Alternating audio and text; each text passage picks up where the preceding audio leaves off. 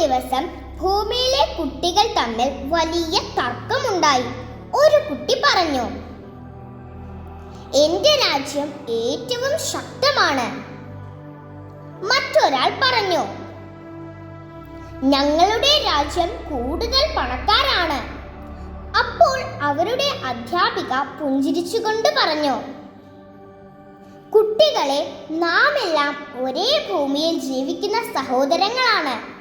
രാജ്യങ്ങൾ വേറെ വേറെയാണേലും മനുഷ്യർ ഒന്നാണ്. അത് കേട്ടപ്പോൾ എല്ലാവരും ചേർന്ന് ഒരു വലിയ ബോർഡ് ഉണ്ടാക്കി. Let's be united. We are one world. അതെ, ഭാഷ, വർണ്ണം, മതം ഒന്നുമല്ല, സ്നേഹമാണ് ലോകത്തെ കൂട്ടിനിർത്തുന്നത്. നമ്മുടെ മീന ക്ലാസ്സിൽ ഒരു നീല പതാക വരച്ചു. അതിൽ ഒലിവ് ശാഖകളും ഒരു ഭൂഗോളവും. സുഹൃത്തുക്കൾ ചോദിച്ചു, ഇതേത് രാജ്യത്തിന്റെ പതാക? മീന പുഞ്ചിരിച്ചുകൊണ്ട് പറഞ്ഞു, ഇത് എല്ലാ രാജ്യങ്ങളുടെയും പതാകയാണ്. ഇത് ഐക്യരാഷ്ട്രസഭയുടെ പതാക.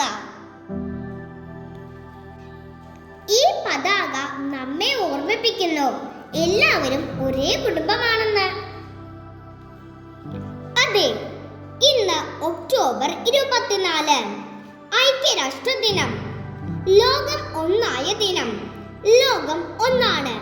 നാം എല്ലാം ഒരു കുടുംബമെന്ന മഹത്തായ സന്ദേശം നമ്മെ ഓർമ്മപ്പെടുത്തുന്ന ദിനം. 1945 ഒക്ടോബർ 24 ഐക്യരാഷ്ട്രസഭ ഔദ്യോഗികമായി രൂപീകരിക്കപ്പെട്ടത്. ലോകത്തിലെ രാജ്യങ്ങൾ തമ്മിൽ ശാന്തിയും സൗഹൃദവും സഹകരണവും ഉറപ്പാക്കുക എന്നതാണ് ഈ ദിനത്തിന്റെ പ്രധാന ലക്ഷ്യം. ഐക്യരാഷ്ട്രസഭയുടെ രൂപീകരണ പശ്ചാത്തലം. രണ്ടാം ലോക മഹായുദ്ധം കഴിഞ്ഞ ശേഷം ഭാവിയിൽ യുദ്ധങ്ങൾ ആവർത്തിക്കാതിരിക്കാൻ ലോക നേതാക്കൾ ചേർന്ന് ഐക്യരാഷ്ട്രസഭ രൂപീകരിച്ചു. ആ സമയത്ത് 51 രാജ്യങ്ങൾ മാത്രമേ അംഗങ്ങളായിരുന്നുള്ളൂ. ഇപ്പോൾ അത് 190-ലധികം രാജ്യങ്ങളായി വർദ്ധിച്ചു. ഐക്യരാഷ്ട്ര സംഘടന അഥവാ UNOയുടെ പ്രധാന ലക്ഷ്യങ്ങൾ: ലോകശാന്തി നിലനിർത്തുക, മനുഷ്യാവകാശങ്ങൾ സംരക്ഷിക്കുക, ദാരിദ്ര്യവും പട്ടിണിയും കുറയ്ക്കുക, വിദ്യാഭ്യാസവും ആരോഗ്യവും പ്രോത്സാഹിപ്പിക്കുക, പരിസ്ഥിതി സംരക്ഷണം ഉറപ്പാക്കുക എന്നിവയാണ്. UNOയുടെ പ്രധാന ഘടകങ്ങളും അവയുടെ ചുമതലകളും ഒന്നറിഞ്ഞാലോ? General assembly.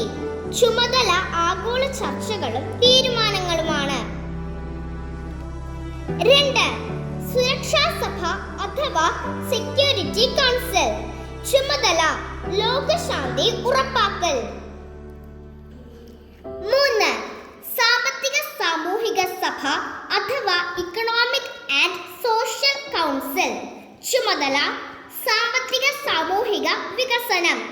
UNICEF, WHO, UNESCO തുടങ്ങിയ സംഘടനകൾ ഇതുമായി ബന്ധപ്പെട്ട് പ്രവർത്തിക്കുന്നു.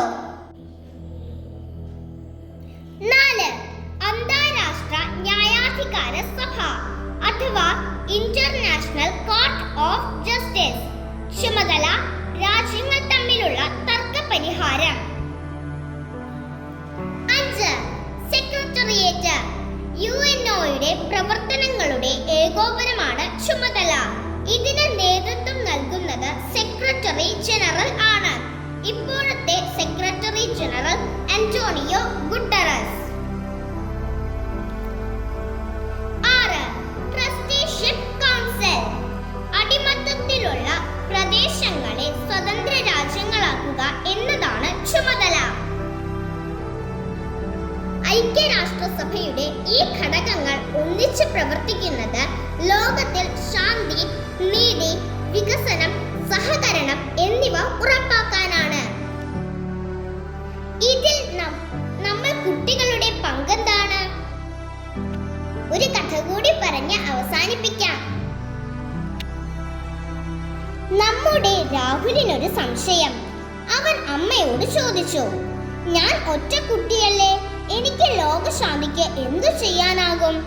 അമ്മ പറഞ്ഞു, മോനെ, നീ മറ്റുള്ളവരോട് സ്നേഹത്തോടെ പെരുമാറുമ്പോഴും പ്ലാസ്റ്റിക് ഒഴിവാക്കുമ്പോഴും ഒരു വൃക്ഷത്തെ നടുമ്പോഴും ലോകത്തിനായി നീ നല്ലൊരു കാര്യമാണ് ചെയ്യുന്നത്.